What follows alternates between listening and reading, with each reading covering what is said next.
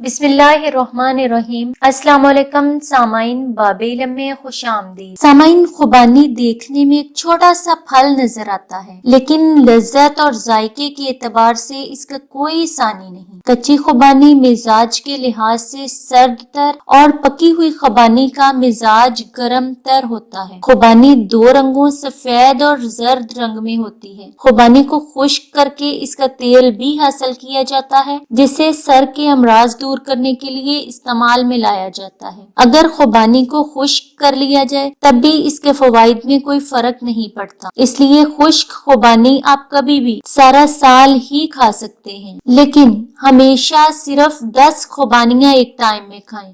اس سے زیادہ خوبانی کھانا نقصان کا باعث بنتی ہے، لیکن ہاں اگر آپ خوبانی کے ساتھ اس کا مغز بھی کھا لیں تو اس کا کوئی نقصان نہیں ہوتا، یعنی خوبانی کھا کر اس کی گری یا مغز کو ساتھ کھا لینا خوبانی زیادہ مقدار میں کھانے سے جو نقصان ہوتا ہے اس کو ختم کر دیتی ہے۔ پاکستان میں بھی خوبانی کے درخت کاشت کیے جاتے ہیں۔ خوبانی کا جام، مربہ، چٹنی اور اچار بھی سب بہت ہی شوق سے کھاتے ہیں۔ خوبانی کھانے والے افراد کو سرطان کا مرض نہیں ہوتا۔ خوبانی ذرا دیر سے ہضم ہوتی ہے اور اسی وجہ سے خوبانی کھانے والوں کی قوت مدافعت بڑھ جاتی ہے۔ خوبانی میں وٹامن سی، فاسفورس، پروٹین اور آئرن موجود ہوتا ہے۔ خوبانی بواسیر اور آنتوں کے صد سے بآسانی نکال دیتی ہے۔ خوبانی کا پھل قبض کشا ہے۔ خوبانی جسم کو طاقت دیتی ہے اور پیاس کی شدت کو کم کرتی ہے۔ خوبانی سوزش معدہ میں کھانا مفید ثابت ہوتا ہے۔ خوبانی پیٹ کے کیڑوں کو ہلاک کرتی ہے۔ خوبانی کھانے سے خون میں اضافہ ہوتا ہے۔ خوبانی کھانے سے معدے کا بھاری پن، جلن اور گیس ختم ہوتی ہے۔ اس لیے صبح اٹھ کر نہار منہ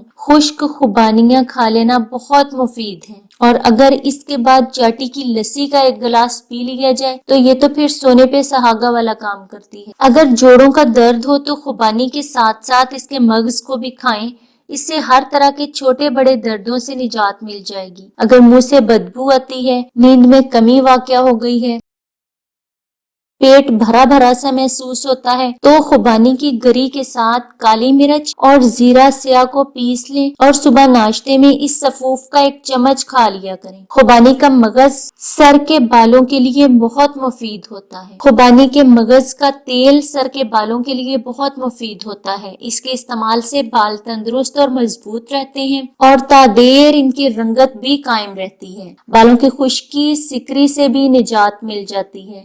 اس کے علاوہ اس کے تیل کو چہرے پر لگانے سے خشکی کا خاتمہ ہو جاتا ہے۔ اس کے تیل کی کن پٹیوں پر ہلکی ہلکی مالش کرنے سے نیند بہت پرسکون آتی ہے۔